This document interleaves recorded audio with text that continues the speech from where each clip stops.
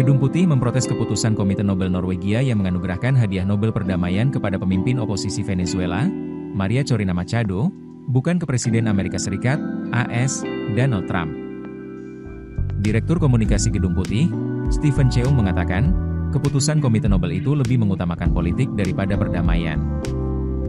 Cheung menyebut, Trumplah yang terus berupaya menciptakan perdamaian dunia, mengakhiri perang, dan menyelamatkan nyawa.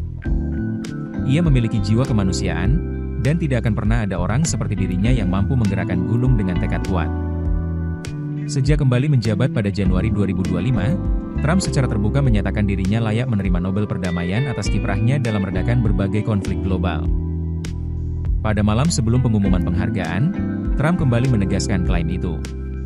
Ia menyebut keberhasilannya sebagai mediator fase pertama gencatan senjata di Gaza pekan ini sebagai perang ke-8 yang berhasil ia akhiri.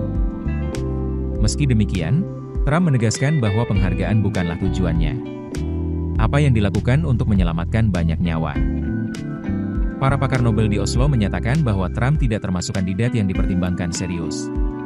Mereka menilai prinsip kebijakan luar negeri Trump yang dikenal dengan slogan America First bertentangan dengan semangat universalitas dan solidaritas dalam wasiat Alfred Nobel pada 1895. Penghargaan Nobel Perdamaian 2025 dianugerahkan kepada Machado, tokoh oposisi dan aktivis demokrasi Venezuela, atas perjuangannya mendorong transisi damai dari rezim otoriter menuju demokrasi di negaranya. Ketua Komite Nobel Norwegia, Jørgen Watne Fridnes, menyebut Machado sebagai sosok pemersatu di Venezuela, negara yang kini mengalami krisis kemanusiaan dan ekonomi akibat sistem otoriter yang brutal. Menurut Fridnes, Maria Corina Machado dihormati atas kerja kerasnya yang tak kenal lelah dalam memperjuangkan hak-hak demokrasi bagi rakyat Venezuela, serta perjuangannya untuk mencapai transisi adil dan damai dari kediktatoran menuju demokrasi. Komite Nobel juga memuji Machado sebagai salah satu contoh keberanian sipil paling luar biasa di Amerika Latin dalam beberapa tahun terakhir. Meskipun ada ancaman serius terhadap nyawanya, ia memilih tetap di negara itu, keputusan yang menginspirasi jutaan orang. Adapun, Machado selama 1 tahun terakhir bersembunyi di tengah tekanan dan intimidasi dari pemerintah.